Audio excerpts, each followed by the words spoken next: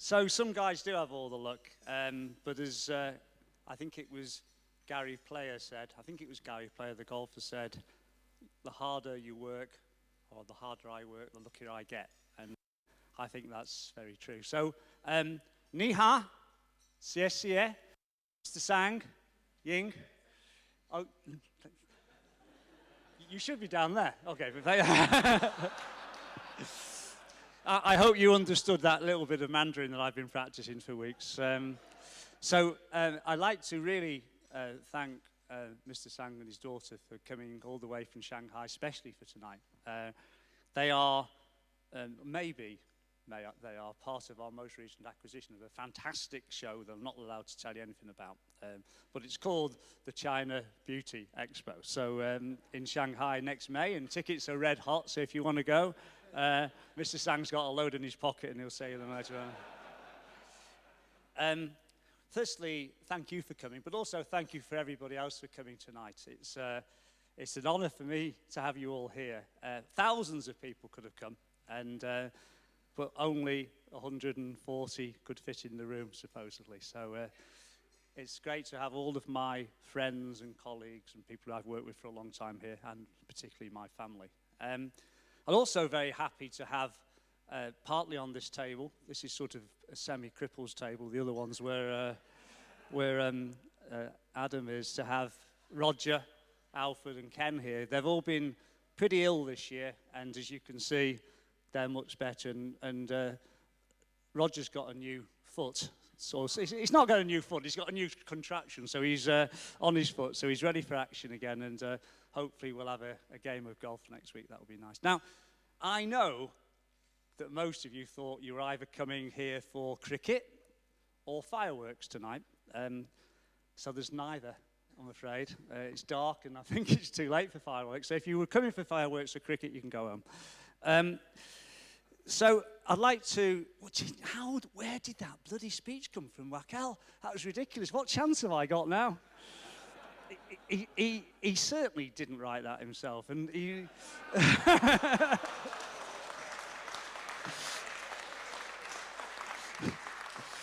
But I'd like to thank both him and Derek for the very kind words that they've said, and I'm quite touched. And thank you very much indeed. I also am touched, and I'm not going to exactly tell you what this check's for, but it's incredibly generous, and we shall put some thought to the appropriate charity for this money to go to. So on behalf of whatever charity it is, I'd like to thank Informa and the board of directors for that. It's very kind. Thank you very much indeed.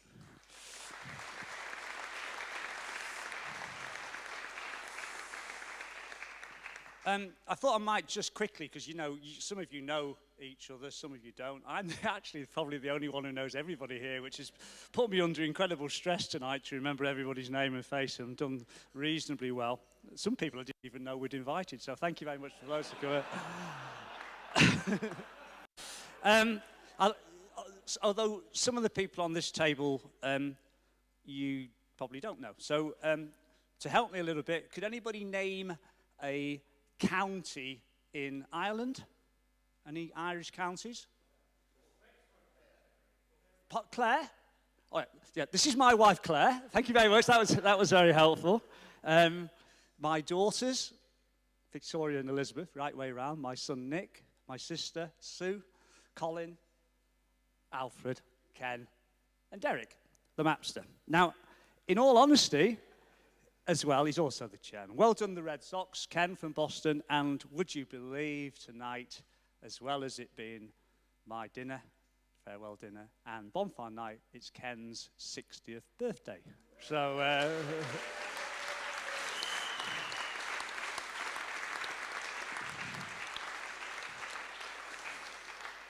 now, of course, with 137 people, we couldn't find a big enough birthday cake, so we just got a birthday cake for ourselves on this table. I think we should sing him happy birthday, shouldn't we? So here we go. Happy birthday to you.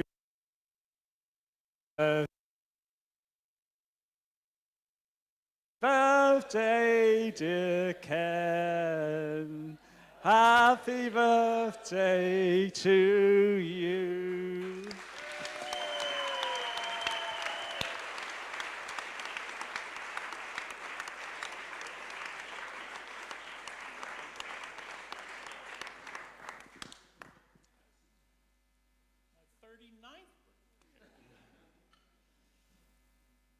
you have enough puff?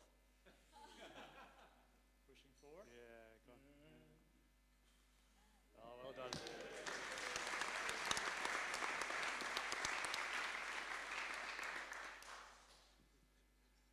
So, the problem we've got is that the Sri Lankans are due here on the 17th of June. So we've got to crack on a bit, or we may have to wait to when the Indians come in July. So hopefully we'll finish for one of those. It's an honor to be here. This is a really, really special place, and I think you've got a bit of that impression from Derek and Adam. The real greats of cricket have walked through this long room. Many of them became sirs, Bradman, for the Australians who are here, Hadley, if there are any New Zealanders here, Englishmen, Hobbs, Hutton, the famous Weeks, Walcott and Worrell, and my favourite, and somewhere there's a fantastic portrait of him, I think it's in the museum here, Sir Vivian Richards, and there's huge history associated with cricket, like many games. Of course, baseball's not dissimilar, I suppose. Although it's all over so quickly, really, and just a day or a night. And of course, there's other people who played here who are here tonight. Adam, like he would, has got to steal some of the story. But he has played here this year. But as you know, he's leaving for some particular reason and going to work for GKN. And what I thought would be helpful, both for his cricket and his new job,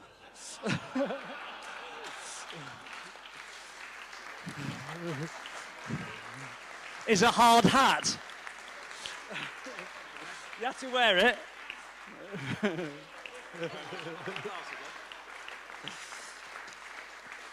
And apparently when the red spot goes white on the top, you have to swap it for a new hat. I was told by the man. So Adam in his new job. He has been a great partner, a great current financial officer, and it is true that that's what I used to call him. He will be a great loss to Informa, but he'll be a real benefit to GKN. So good luck for next year, and I'm sure we'll stay in touch. But also, it's not just Adam that's going, of course, it's Louise, and to be honest, Louise is a worse loss than either me or Adam, as all of you really know. So Louise has been here a long time. She's worked with Marcus Bonn. She's worked with Informa. She's worked with me, it seems like, forever. Well, that's from a nice perspective. She's also organised tonight, helped by Michelle and Jodie somewhere. So thank you very much to all of them.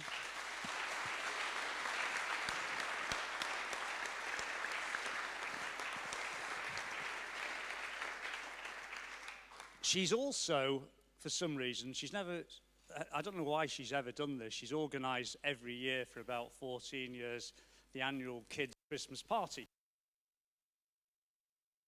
To the kids' party in 2014, and I'm sure there'll be thousands of you coming forward to do that. And she also needs a new job, and she's not going to work for GKN, and she's obviously not going to write this book, but she is going to open a shellfish stall on the promenade near her house. So we thought a nice penny would be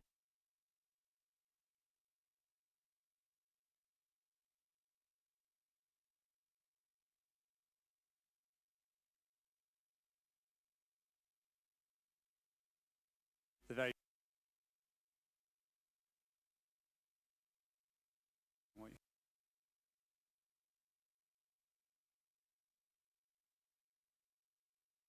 work hard and play hard. And yes, we've done some great things. Firstly, on the charitable side, Derek mentioned the triathlon, and some of you saw I look really muscly on that picture. I'm not sure it was me. I think it was my head on somebody else's shoulders again. But I raised 50k for that event in 2000, and gave up drinking, which probably saved my life. So it was a good thing doing the triathlon. But we've also done the other things, and Derek talked about some of the stuff that we've done for Cancer Research UK and for Sparks, and particularly for Grand Duchenne muscular dystrophy. And it's not really us, it's mostly Luke Pettivino, whose son unfortunately has the disease, and Gael, who's the managing director of the Monaco Yacht Show, who's somewhere here. Where are you, Gail?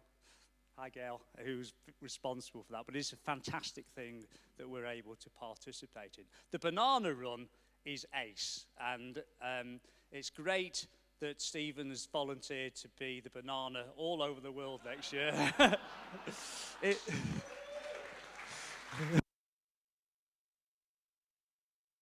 Good. But it's also great that about half the staff participated in that race last year, or that run last year. So it's a fantastic thing that we participated. As charity that we do, yes, we are quite competitive. In fact, Claire has stopped playing any sport with me. She said it brings out the worst in me, probably.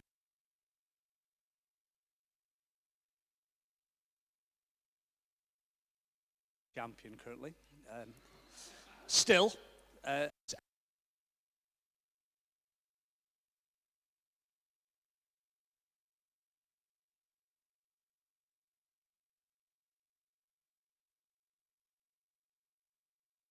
Team for 3 years. But the big cricket match, the most important cricket match, is the match every year between TNF and Informa. So we're not all part of Informa. There's still a TNF and there's still an Informa. We just split it down the middle. And it's played in one night in Abingdon. And it's quite competitive. And those of you who know the word ringers, we all have ringers in to try to make sure we win. And so 2 years ago, determined to keep our unbeaten record, I had a lot of ringers in, and including Robin Jones, who's sitting on Adam's table, who had just come from a cricket tour, and isn't actually a bad cricketer, and I think probably has played on this ground as well. So I had to umpire for a little bit, and this guy was bowling to Rob, and he tried to hit it out the ground, and there was a swish, and they appealed for a catch behind, and I thought if he'd hit it, he'd have walked, and he didn't, so I didn't hit it, so... Which doesn't mean he did hit it, it just means I knew that he was an honest guy and that he would have walked, so he didn't, and there was a lot of arguing. You couldn't believe it was a nice, friendly evening game. And then, of course, everybody turns around, I go to square leg umpire, Robin gets back to batting, and the ball pitches halfway down the wickets, and he just hit it straight over square leg or mid-wicket for 6. And one of the bastard TNF bowlers said, "I don't suppose you hit that one either, did you?"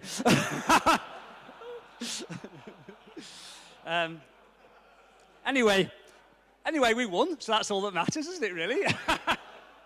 So Dan Hartley, who's somewhere here, who's newly married, and congratulations, he said it's 3 weeks or 4 weeks and counting. He seemed quite pleased with that. Decided that they would have a load of ringers this year, including making Roger bowl on one leg. And he bowled two balls. I hit him for a single, and then he had a catch drop, which could have turned the whole game. So, but we won again, and we retained our unbeaten record. So, the last thing about sport is, very quickly, is why I've decided to retire, and it's why when you are the banana, and it's only a 3K race, you get about a minute or 2 minute start. So this year in Regent's Park, I got the 2 minute start, and I went as fast as I could.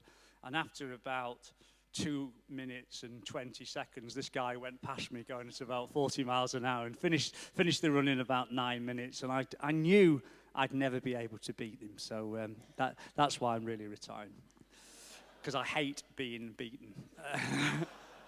So, is this the end of an era, which Ian likes, or the end of an era? Well, it's neither, is it? It's all part of what we've had as an exciting journey. It's never ending. Informa, I think, is in good shape. It's not complete, but I think Stephen has a good start for what he might want to do in the future, and we all wish him well. So good luck, Stephen.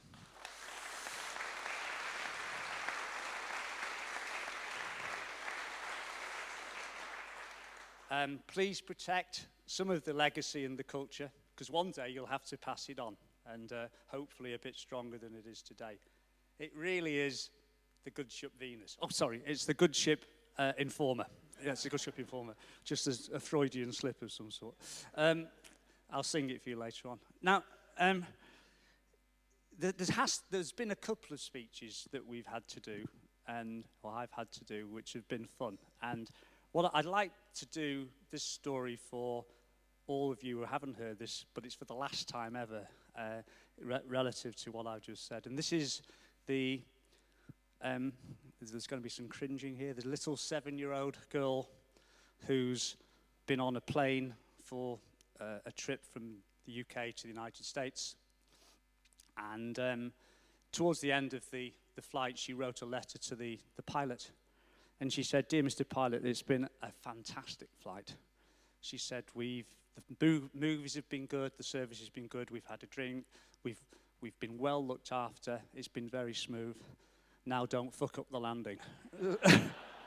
So I'm sure nobody would expect anybody to mess up the landing. Now, I'd like to do the history in a slightly different way, and very quickly, because of the Sri Lankans and the fact that it's 10:25. So Lloyd's List was first published in 1734. I think this is true, that the Philosopher's Journal was first published in 1798. Sometime in the 1800s, where the Public Ledger and IPEX were started, but really all of that's history, isn't it? And the modern group originated in the 70s and 80s with IIR, IBC, Stoneheart, Routledge, etc., etc. And the origins of where we are today were in the 70s and 80s. The idea of how we run the business actually came from Michael Bell, who's sitting on the table to my left or right, whichever way you're looking at it. And some of you have heard the terminology, the archipelago of small trading islands. Well, that appeared in a set of accounts in about 1986 when I looked about 10, and it still exists. And it actually has been one of the philosophies that I've tried to follow, to keep it flat and bureaucratic, and to get people to feed off some central services, but to fight bureaucracy. And it's something that Derek mentioned earlier on. So we've tried to stick to that. It's been relatively successful because we seem to have done reasonably well following that idea, and hopefully that's something that, again, can continue into the future. So Michael was part of this. Another person that was very much part of it was John, who's sitting next to Mike. And John...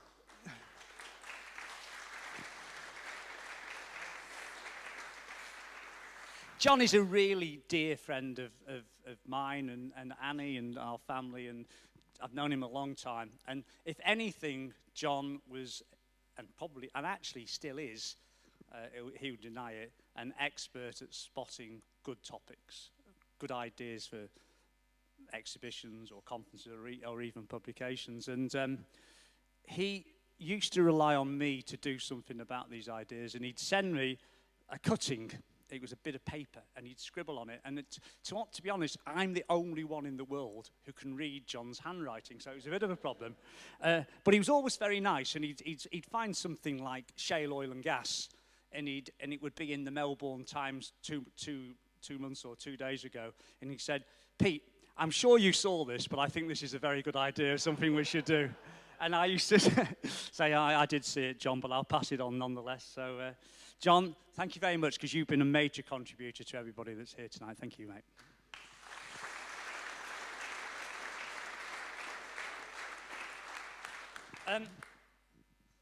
There's been lots of people who've been responsible for where we've got to. And my first ever chairman was Sir Christopher Bland, who's sitting just over there. Thank you very much, Christopher, for coming. I'm absolutely scared stiff of Christopher. And he hasn't been my chairman for 30-odd years now, but I'm absolutely scared of him. And whenever he came to the board meetings, I used to prepare like mad and then spend a lot of time thinking about what might go on. And then one day, still scared, we decided we'd raise some money at Stoneheart, about 1985. And Chris came into my office and he said, "Are you going to invest in this?" So I said, "Yeah." He said, "Well, if you are, I am." And Jesus Christ, no. So anyway, it was a huge success, and we probably doubled our money, and Christopher treated us to lunch at the Savoy as a result of that. And it was a very good stepping stone on the way to where we are today. Chris, thank you very much indeed.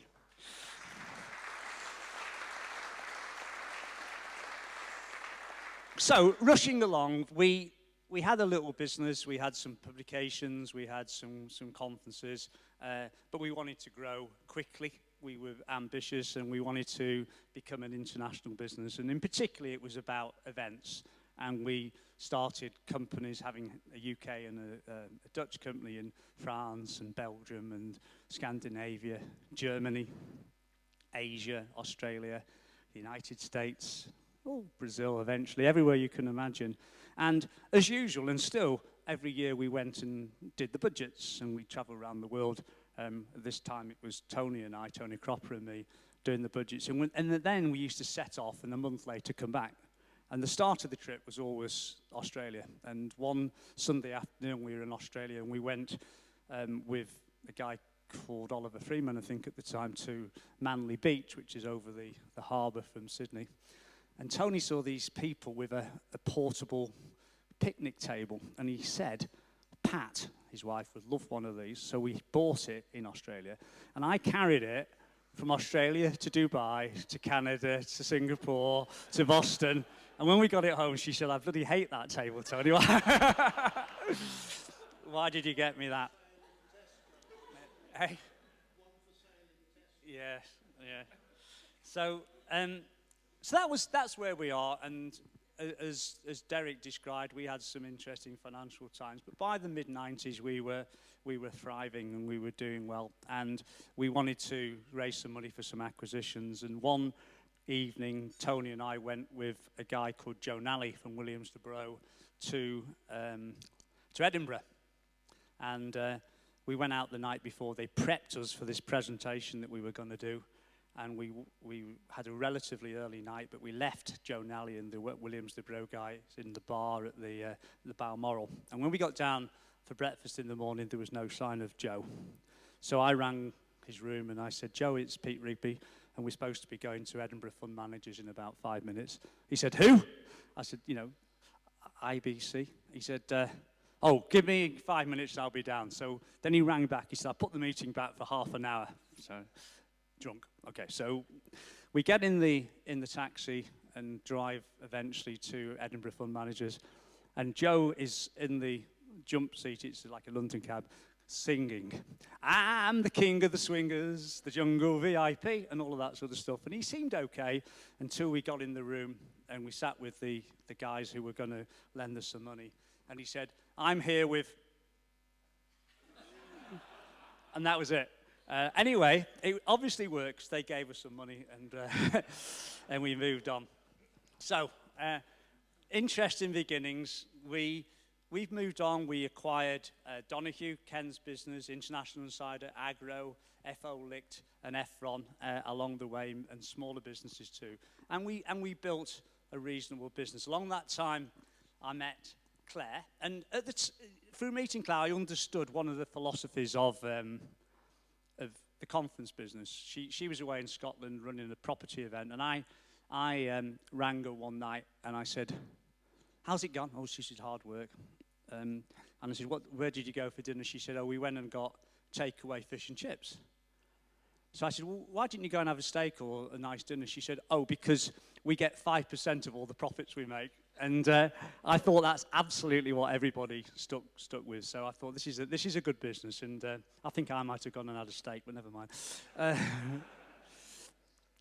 So we met, and I'm sure you'd although this isn't a wedding story, we met at work and we got married and obviously had children. But one time, Joop van Lotringen, who's somewhere here, where's Joop? Joop organised a conference getaway somewhere in Belgium or Holland.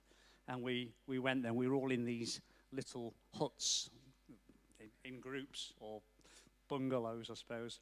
And I was with Rona and John in one bungalow, and Claire was somewhere else.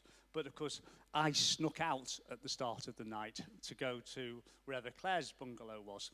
And sometime in the morning, got back, but didn't have a key.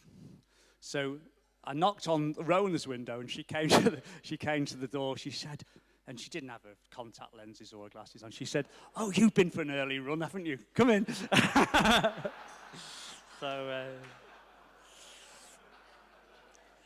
So nice stories. The kids haven't heard that before. It's not really true. Yeah. So as Derek said, one of the most important things that happened was we did our first on-market merger in 1998, LLP and IBC. I met David. To some extent, we felt we were huddling to get out of the cold. That year, both LLP and TNF had floated in 1998, I think. And it wasn't the easiest time, but we thought that this would be a good combination. And we worked very hard on it. We spent a lot of time pushing the deal. By this time, by the way, Tony had retired and Jim had taken his place. And the only one thing that needed to be done to finalize the transaction was that Cazenove had to give us its blessing. And so one Friday morning, we went to Cazenove, David and I, and David said, look, when the guy speaks to him, I'm not going to tell you his name, but not just yet, but when the guy speaks to him, be very polite, listen to what he says, try to answer his questions, no swearing, and it will be okay. So we sat down, and eventually he came in, he sat at the head of the table. David was on one side, I was on the other, and this guy said, do you know what?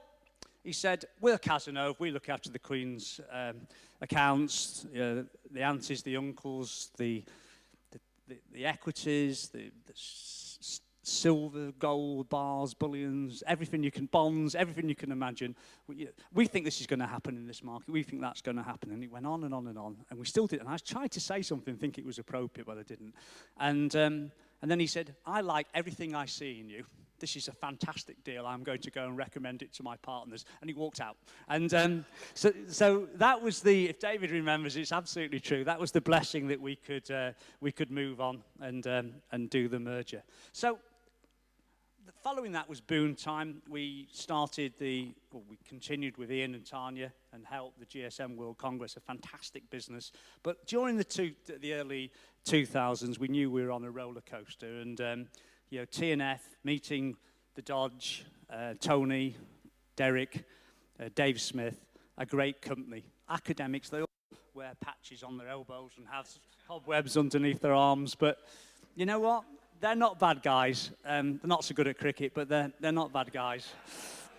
And not only did that merger again transform Informa, but I actually think it helped to move TNF along as well. So that was the foundation of this fantastic business that we've got today.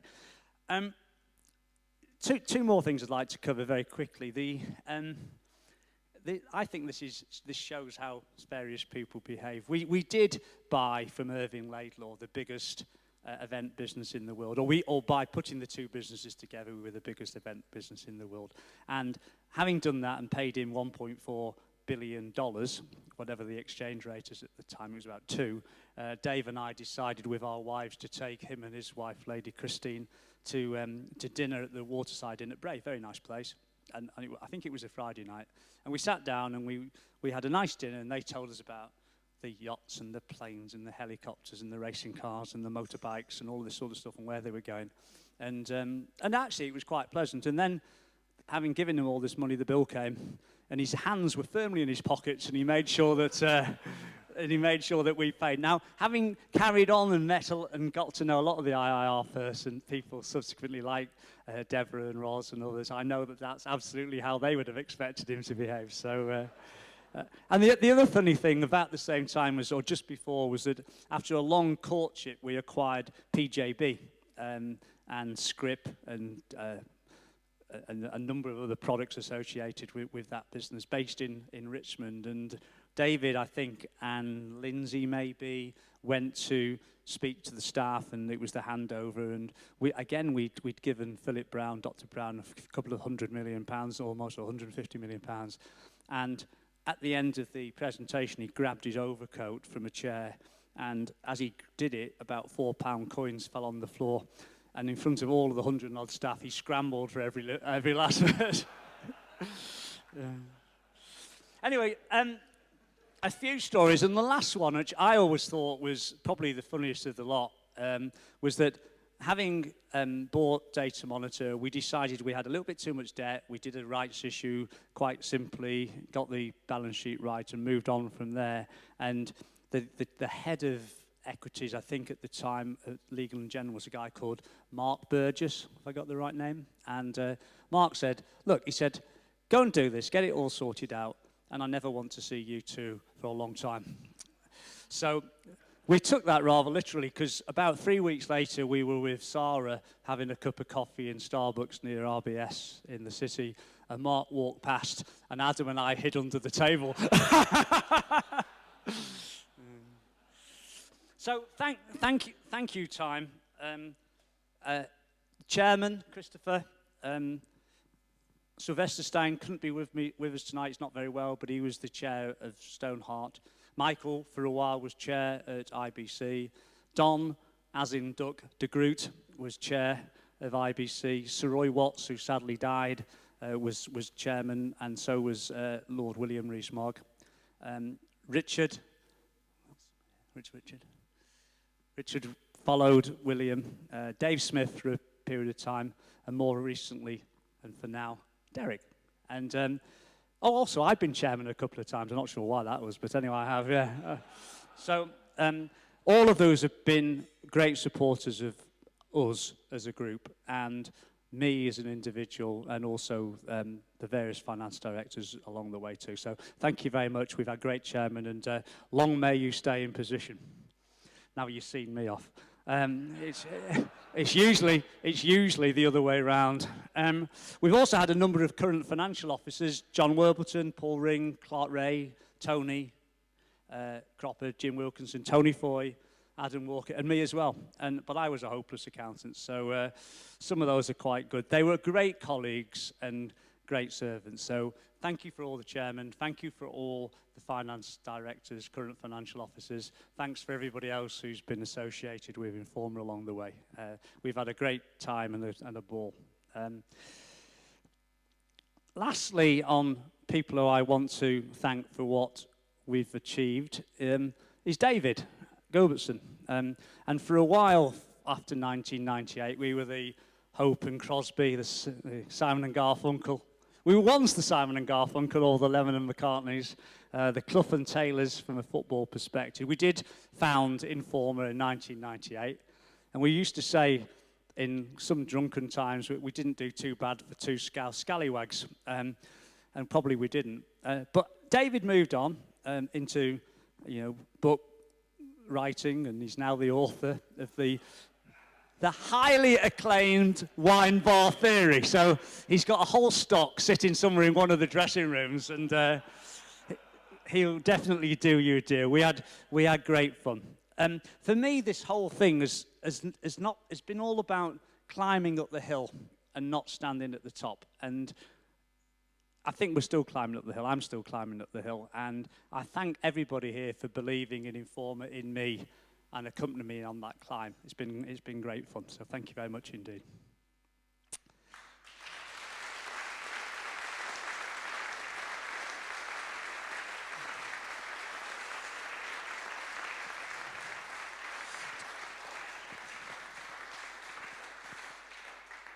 Do you know, I suppose after 30 years, you're allowed to say a couple of more serious things. And all I'd say, things that I think I've stuck at. It's a team game. It's not a dictatorship, this.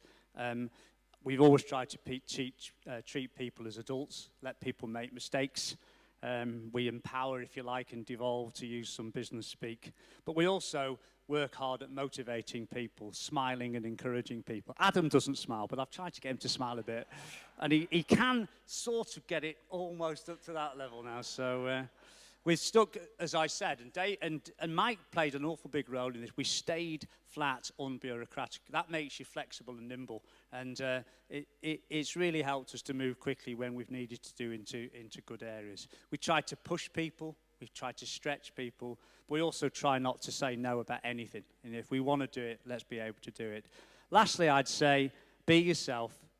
Always. Don't try to change. If you've got flat vowels, keep them. Yeah, why not?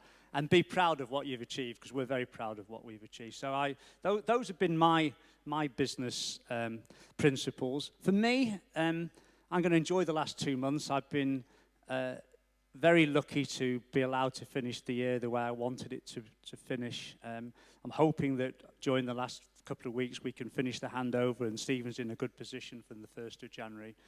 I've got a family to get to know, a new granddaughter I've only seen a couple of times, a new dog, a bit of sport to do. I'm actually looking forward to sleeping in a bed rather than on a plane. That would be quite a treat, but it might be more noisy. I'm also sort of looking, I'm also looking forward to do the school run, yeah, a bit.